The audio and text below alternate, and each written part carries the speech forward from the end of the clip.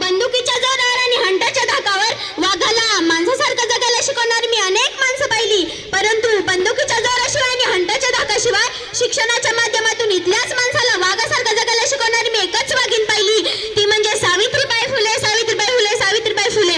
अरे जिंकून देखील दुनिया, सिकंदर देखील इथंच रडला होता. दादांनो, जिंकून देखील दुनिया, सिकंदर देखील इथंच रडला होता. लाख मोलाचा राजा माझा 5 सुलतानी सत्तांशी आज महाराष्ट्राच्या मातीत लढला होता, मातीत लढला होता. परंतु दादांनो, प्रत्येक लढाया तलवारीच्या जोरावर लढता येत नसतात. काही लढाया बुद्धीच्या बळावर सुद्धा जिंकाव्या लागतात. खरं तर ज्या माऊलीच्या डोक्यावरचा पदर कधी खाली निसटू दिला नाही, ज्या माऊलीच्या कपाळाचं कुंकू आजपर्यंत कधी खाली आली नाही, आणि ज्या माऊलीची बाई इथून मनगटापासून कधी खाली गेली नाही, आणि ज्या माऊलीने इथल्या कष्टकऱ्यांच्या, शेतकऱ्यांच्या, कामगारांच्या पोरांना शिकवलं आणि इथली मुलं घडवली, त्या म्हणजे सावित्रीबाई फुले.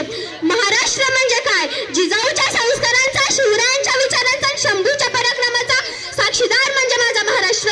सावित्रीबाई फुले यांच्या विचारांचा, तुमच्या आणि आमच्या प्रेरणेचा आणि या मातीसाठी स्वतःचं रक्त सांडणाऱ्या 18 पगडी जातींमधल्या मावळ्यांचा हा महाराष्ट्र.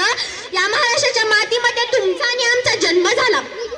या महाराष्ट्राच्या मातीचा इतिहास कोणी एरेगेरेने किंवा कोणी लुंग्या सुंग्याने नाही लिहिला, तर या महाराष्ट्राच्या मातीचा इतिहास शाहिरांच्या टापांनी, घोड्यांच्या टापांनी, ढगांच्या गडगडाटांनी आणि डोंगराच्या हिरव्या पिवळ्या शाली आणि सह्याद्रीच्या नालीनं सुखानं मरतं म्हणून तुझी पावनखिंड करणारा बाजी प्रभू काय, मानेवरती तलवारीचं टोक असताना सुद्धा बचेंगे तो और भी लढेंगे म्हणणारे दत्ताजी शिंदे काय, आणि या मातीसाठी स्वतःचं आयुष्य कुर्बान करून या मातीला खऱ्या अर्थाने पोरींना उभी करणारी सावित्रीबाई फुले काय. हा या मातीचा इतिहास आहे. खरं तर बघा ना, या मातीसाठी नेताजी पालकरांनी स्वतःचं बलिदान दिलं, जीवा महालाने स्वतःचं आयुष्य कुर्बान करून टाकलं आणि स्वराज्य उभं केलं. परंतु आजकालच्या पिढीमधल्या पोरी काय डायलॉग म्हणतात, पिलू तू जेवला का, लगे ती पोरगं डायलॉग म्हणते, आज दुपारी ग्राउंड जास्त झालता म्हणून मी जेवलो नाही. लगे ती डायलॉग म्हणती, तू जेवला नाही तर मग मी पण जेवणार नाही. तू जेवला नाही म्हणून ती जेवणार नाही असं कधीच होणार नाही. आमची ताई बम जेवून असती.